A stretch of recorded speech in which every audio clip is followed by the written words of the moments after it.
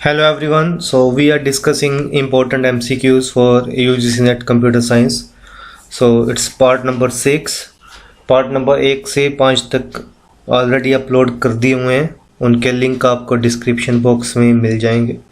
तो ये सारे के सारे क्वेश्चंस इम्पोर्टेंट हैं और मोस्ट एक्सपेक्टेड हैं। तो अगर आपने पहले 5 पार्ट नहीं देखे तो एक बार उनको भी देख लीजिए, आपको काफ़ी हेल्पफुल रहेगा। तो स्टार्ट करते हैं। Question number 51, which of the following can not be done with client side JavaScript. हम क्लाइंट साइड जावास्क्रिप्ट के साथ हम क्या नहीं कर सकते? Validating a form, sending a form's content by email, storing the form content to a database file on the server और none of the above. अब यहाँ पे बात हो रही है क्लाइंट साइड जावास्क्रिप्ट की, ओके। और क्लाइंट साइड जावास्क्रिप्ट के साथ हम किसी फॉर्म के कंटेंट जो हैं उनको डेटाबेस फाइल जो कि सर्वर पे पड़ी है वहां पे स्टोर नहीं कर सकते। तो right answer is option number C. Question number 52, very important question. The number of token in a following C statement is, ये एक एक्सप्रेशन दिया हुआ है, इसमें हमने नंबर ऑफ टोकन निकालने हैं, ठीक है। टोकन जो कि कंपाइलर का पार्ट है, phases of compiler lexical analysis में ये आता है जिसमें टोकन निकालते हैं, ठीक है।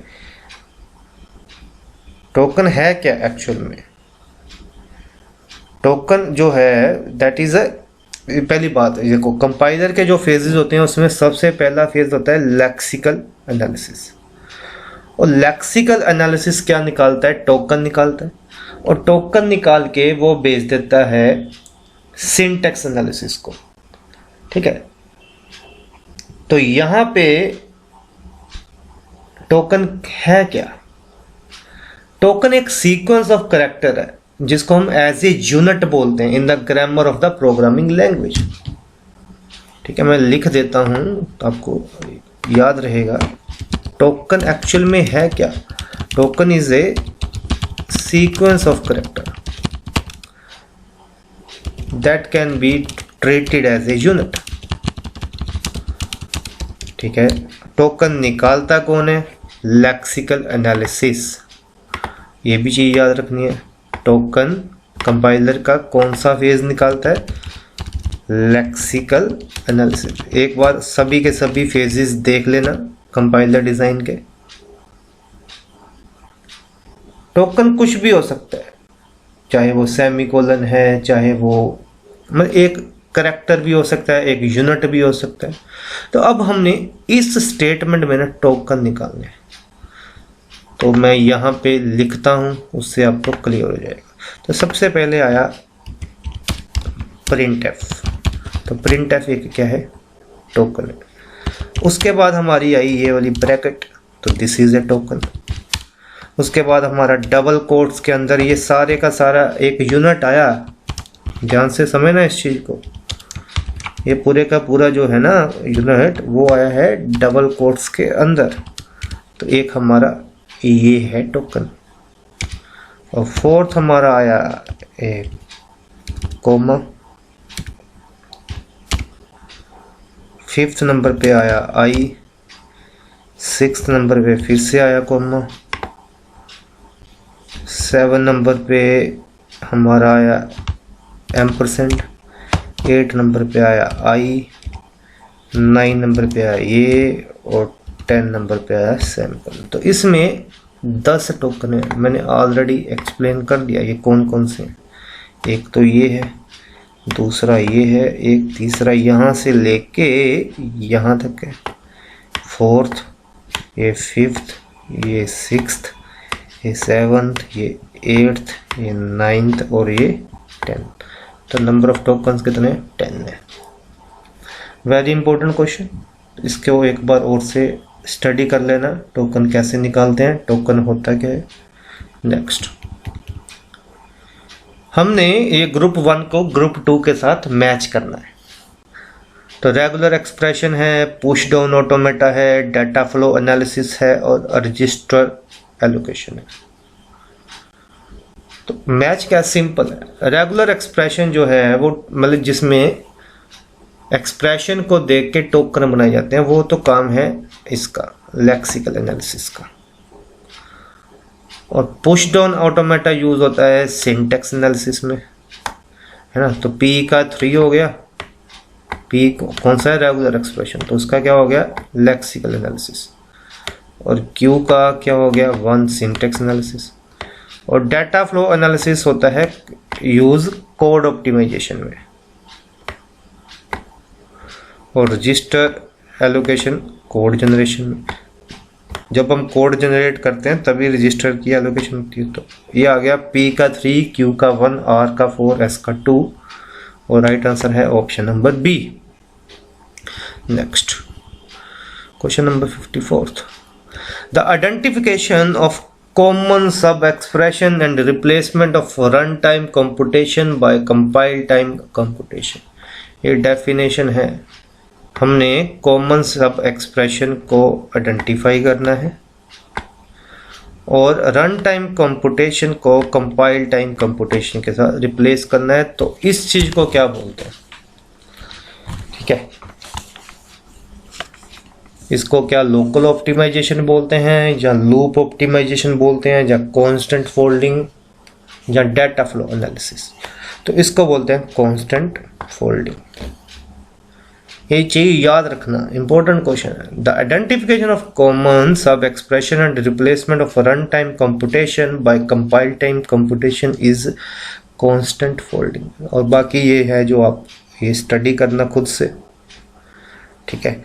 मैं आपको साथ साथ ये भी बता रहा हूँ जो टॉपिक्स आपने पढ़ने हैं, क्योंकि सिर्फ 5-6 वीडियो से थोड़ा नेट की तैयारी हो पाएगी।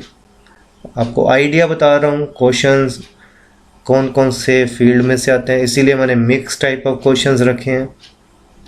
नेक्स्ट,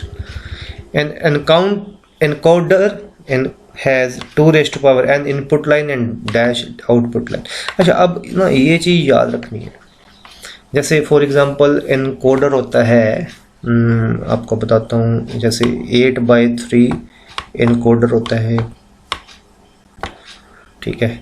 और जैसे 3/8 हो गया आपका डिकोडर, ठीक है। 8/1 आपका हो गया मल्टीप्लेक्सर और 1/8 हो गया आपका डी मल्टीप्लेक्सर। तो कितनी इनपुट और कितनी आउटपुट लाइंस रहती हैं, ये चीज़ याद रखनी है, ठीक है। अब 8/3 हमारा क्या है, इनकोडर, ये लिख देता हूँ। और 3/8 हमारा है डिकोडर, 8/1 है मल्टीप्लेक्सर जिसको हम मक्स बोलते हैं, और 1/8 है हमारा डी मल्टीप्लेक्सर, ठीक है।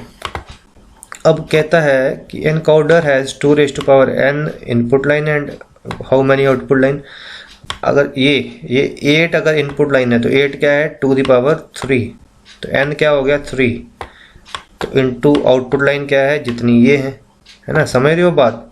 तो 2n input line and n output lines. और अगर यही क्वेश्चन होता है multiplexer has 2n input line and 1 output line, तो इस चीज को देख लेना, है ना। Next, hexadecimal equivalent of binary number this. Binary number का हेक्साडेसिमल बनाना है तो पहले तो हम इसको अलग अलग लिख लेते हैं 4 के ग्रुप में। तो एक ग्रुप बन गया 1 0 1 0, एक बन गया 1 1 1 1। पहले तो इसको डेसिमल में कन्वर्ट कर देते हैं, ठीक है। तो ये है 2⁻0, ये है 2⁻1, 2⁻2 और ये है 2⁻3। और यहाँ पे 1 है ना, सिर्फ उन्हीं को ऐड करना है। तो 2⁻3 8 प्लस 2⁻1 2, 8 प्लस 2 10, तो इसका बन गया 10। सिमिलरली इसका क्या बनेगा, 2⁻0 1 प्लस 2⁻1 1 प्लस 2 प्लस समझ रहे हो बात? तो ये बन गया आपका 15। तो अब हेक्साडेसिमल में सिंपल सी बात है, हेक्साडेसिमल मतलब 0 से 9 तक तो है ही है, ठीक है। आगे है 10, तो 10 को हम बोलते हैं, क्या बोलते हैं, A, ठीक है। 11 को B, 12 को C, 13 को D, ऐसे ही 14 को E और 15 को क्या बोलते हैं, F, ठीक है। तो इसके आगे कुछ नहीं है। हेक्साडेसिमल अप टू 16, 0 से 15 तक, 0 से 9 के बाद A B C D E F तक। तो इसका बन गया AF, है ना। मैक्सिमम स्टूडेंट्स को इसका पता होगा, फिर भी मेरा डिस्कस करना बनता था क्योंकि ये ऐसे कन्वर्जन भी आती है। तो हो गया ये भी, है ना। Next 57, an assembler that runs on one machine, एक मशीन पे रन करता है assembler, but produces machine code for another machine is called. Assembler जो एक मशीन पे रन करता है और दूसरी मशीन के लिए मशीन कोड बनाता है, उसको बोलते हैं। ऐसा क्वेश्चन है कंपाइलर में भी आता है, तो याद रखना। उस केस में इसका आंसर होता है क्रॉस कंपाइलर। तो अभी असेंबलर की बात हो रही है, तो इसका आंसर है cross assembler. Next, the sum of product in Boolean algebra means. बड़ा इंपॉर्टेंट क्वेश्चन है और कंफ्यूजन नहीं है, वैसे बच्चे गलत कराते हैं, पता नहीं क्यों गलत कराते हैं। सिंपल है, द सम ऑफ प्रोडक्ट मतलब पहले हम प्रोडक्ट करेंगे तो फिर उसका सम करेंगे। तो प्रोडक्ट के लिए यूज होता है एंड गेट, मतलब पहले हम क्या करेंगे, एंड करेंगे, ठीक है, और फिर उसका सम करेंगे, मैं फिर करेंगे हम और, ठीक है। तो क्या हो गया, the or function of several and function, sum of product, the or function of several and function, very easy. Next, von Neumann architecture is SIST, SIMD, MIMD, MIST। पहले तो इनका मीनिंग पता होना चाहिए। I का मीनिंग है instruction, आई का meaning होता है यहाँ पे इंस्ट्रक्शन। ये इनकी कई बार फुल फॉर्म भी आ जाती है सिंपल क्वेश्चन की बात करें तो। डी का मतलब होता है डाटा, एस का मतलब होता है सिंगल, ठीक है ना। तो एम का मतलब होता है मल्टीपल। तो ऐसे ही एस डी का मतलब क्या हो गया, सिंगल इंस्ट्रक्शन सिंगल डाटा, समझ रहे हो बात। तो एस आई एम डी का मतलब हो गया सिंगल इंस्ट्रक्शन मल्टीपल डाटा, मतलब इंस्ट्रक्शन एक है, डाटा मल्टीपल, मतलब मेमोरी ज़्यादा लगी हुई है। MIMD मतलब मल्टीपल इंस्ट्रक्शन मल्टीपल डाटा, और MISD मतलब मल्टीपल इंस्ट्रक्शन सिंगल डाटा। और इनमें से वॉन न्यूमैन आर्किटेक्चर कौन सा है, तो वॉन न्यूमैन सिर्फ SISD है, याद रखना, इंपॉर्टेंट क्वेश्चन है। वॉन न्यूमैन आर्किटेक्चर इज कौन सा, SISD। Next, the grey code for decimal 7 is.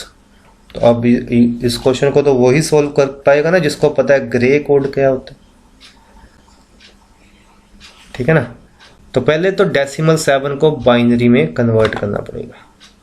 तो पहला स्टेप क्या हो गया, पहला तो हो गया कि कन्वर्ट डेसिमल इनटू बाइनरी। अब ये तो आता होगा आपको, ठीक है। नहीं भी आता तो 7 को 2 के साथ करना है डिवाइड, ये चलो ऐसे कर ही देते हैं। तो 2 के साथ किया तो ये बन गया 2 3 6 और 1 रिमाइंडर, और 2 के साथ किया, और जब तक लास्ट में 1 या 0 ना आ जाए, तो ये बन गया 1 1 1। तो पहले ये क्या बन गया 1 1 1, और 4 का है इसलिए हमने यहाँ पे लगा दिया 0, इसको 4 बिट्स का बनाने के लिए। तो फर्स्ट स्टेप तो हो गया कन्वर्ट डेसिमल इनटू बाइनरी, और सेकंड स्टेप क्या हो गया, then convert binary into gray. वो कैसे होगा ना, वो कैसे होगा वो भी तो पता होना चाहिए। जो ये वाली बिट है ना लास्ट वाली, इसको ऐसे ही नीचे उतार देना है, हमने बाइनरी को ग्रे करना है। तो ये तो ऐसे ही आ गई, और यहाँ पे कौन सी आएगी ये समझना है। इन दोनों को करना है ऐड तो वो जो भी रिजल्ट आएगा यहाँ पे आ जाएगा। सो 0 + 1 1।